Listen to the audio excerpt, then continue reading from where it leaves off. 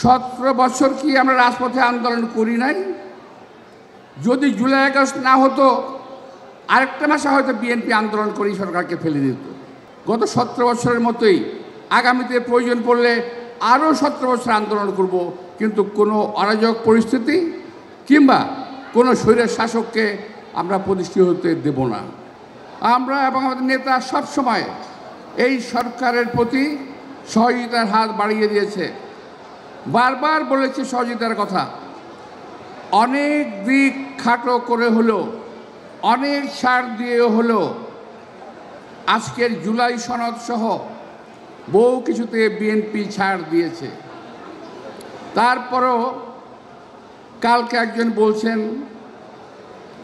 যে যদি এইটা না হয় তাহলে নির্বাচন হবে না, যদি ওইটা না হয় তাহলে নির্বাচন হবে না, যদি এইটা না হয় নির্বাচন হতে দেওয়া হবে না।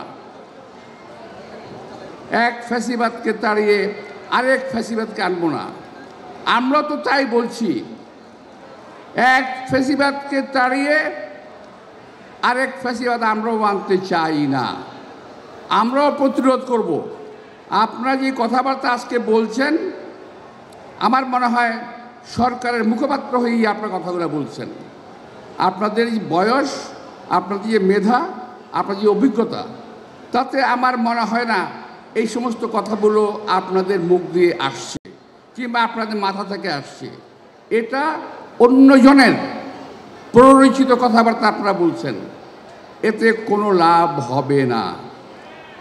কারণ যদি কেউ মনে করেন যে জুলাই আগস্টে এই আন্দোলনে সরকারের পতন হয়ে গেছে, এটা কিন্তু আপনারা ভুল করতেছেন। এখানে আমার যুবদলের অনেক ভাই বক্তব্যে কথা বলেছেন, কারো মাথায় গুলি লেগেছে, কেউ মারা গেছে, কেউ পায়ে গুলি লেগেছে, কেউ বুকে লেগেছে। এই গুলি লাগাগুলো কি ব্যর্থ হয়ে যাবে? 17 বছর কি আমরা রাজপথে আন্দোলন করি নাই? যদি জুলাই আগস্ট না হতো আরেকটা মাসে হয়তো বিএনপি আন্দোলন করেই সরকারকে ফেলে দিত। RICL TMX, যুগের পর যুগ স্থাপনা থাকে মজবুত। আমি একটি কথা বলতে চাই, অনেকে গ্রহণ করতে পারেন, নাও করতে পারেন। সম্ভবত 28শে অক্টোবর,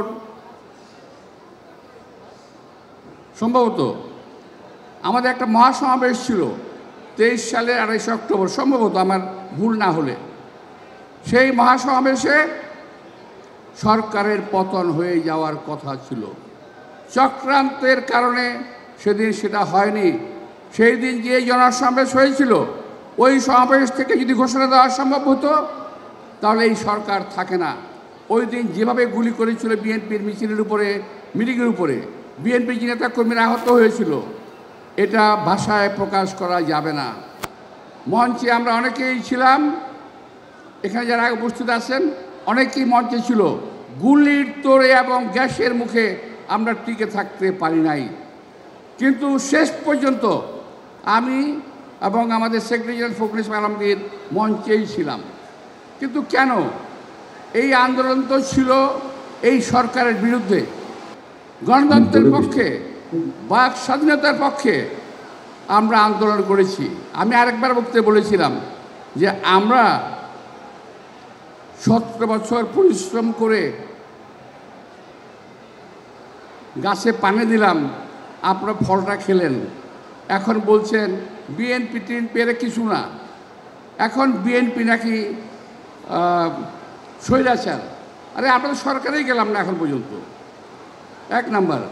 আর বিএনপি যখন ইতিপূর্বে সরকারে ছিল, আমাদের নেতা শহীদ রাষ্ট্রপতি জিয়া রহমান সরকারে ছিলেন, যিনি বহুদলীয় গণতন্ত্র কায়েম করেছেন, প্রথম সংস্কার করেছেন শহীদ রাষ্ট্রপতি জিয়া রহমান। দ্বিতীয়ত দেশনেত্রী বেগম খালেদা জিয়ার নেতৃত্বে ক্ষমতা হস্তান্তর হয়েছিল। মনে আপনাদের অনেকে জানেন না, অনেকে মনে নাই, আমাদের সিনিয়রদের অনেকে মনে আছে। শহীদ রাষ্ট্রপতি দেশনেত্রী বেগম খালেদা জিয়া বঙ্গভবনে গিয়ে পল্টনে মিটিং করে ক্ষমতা হস্তান্তর করেছিলেন। যদি শেখ হাসিনা ওয়াজেদ যথারীতি ক্ষমতা হস্তান্তর করতেন, দেশে আজকে এই অরাজক পরিস্থিতির সৃষ্টি হতো না। আজকে আরও একটি কথা যেটা শুনলাম কি নাম মাজেদ নাকি সাজেদ মেজর, একজন মেজর দেশে বসে চক্রান্ত করছে সরকারকে কি করবে কিংবা দেশে একটা অঘটন ঘটাবে। এই সমস্ত চক্রান্ত কিন্তু আমরা বুঝি। এগুলো একটি বানানোর নাটক শুরু করেছেন যাতে নির্বাচনটা পেছানো যায়, যাতে নির্বাচনটা না হয়।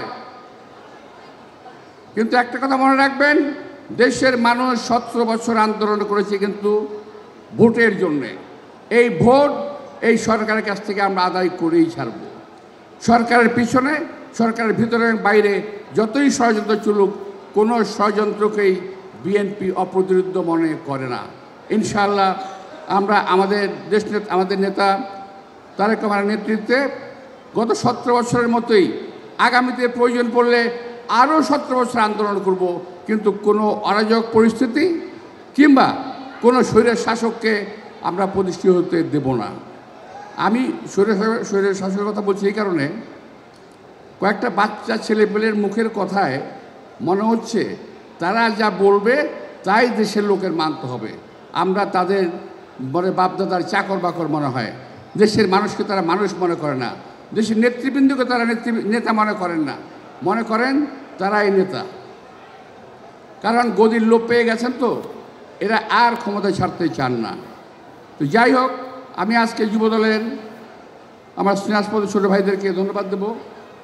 তারা কষ্ট করে অনুষ্ঠানের আয়োজন করেছেন, শহীদ ভাইদের প্রতি সমবেদনা জানিয়েছেন, আমাদেরকে আমন্ত্রণ জানিয়েছেন।